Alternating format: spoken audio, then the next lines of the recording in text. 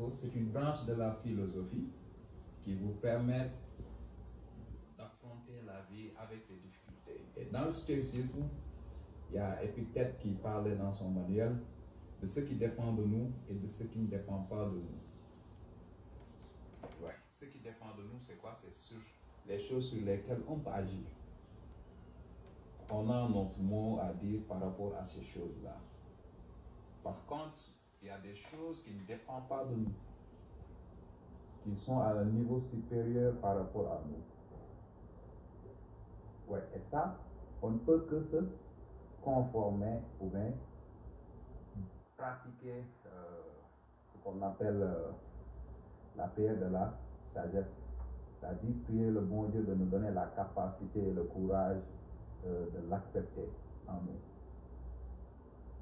Donc, dès que vous distinguez les deux là, dans votre cas précis, Youssouf, tu sais que voilà, cet accident ne dépendait pas de toi. Maintenant, ce qui dépend de toi, c'est quoi? Ce qui dépend de toi, c'est quoi? C'est la façon dont tu vas vivre cet événement.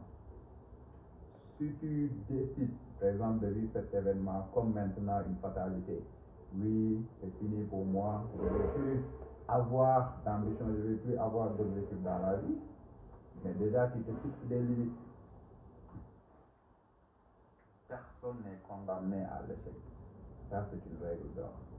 Personne n'est condamné à l'échec. Et souviens-toi, oui, souviens-toi, l'obstacle et le chemin aussi, comme disait Ryan Holiday par rapport à Marc Aurèle. Donc, ça, dis-toi que c'est un événement, c'est un accident, et tout le monde peut avoir un accident dans la vie. Maintenant, la façon de vivre cet accident va dépendre de toi.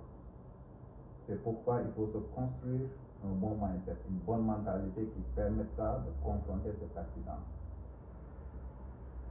Tu peux te réorienter par rapport à tes perspectives, tu peux te réorienter par rapport à tes objectifs dans la vie. Oui, tu voulais devenir un gendarme, mais à la place, il n'y a pas que la gendarmerie comme corporation, il n'y a pas que le gendarme comme métier. Il y a d'autres métiers dans la vie.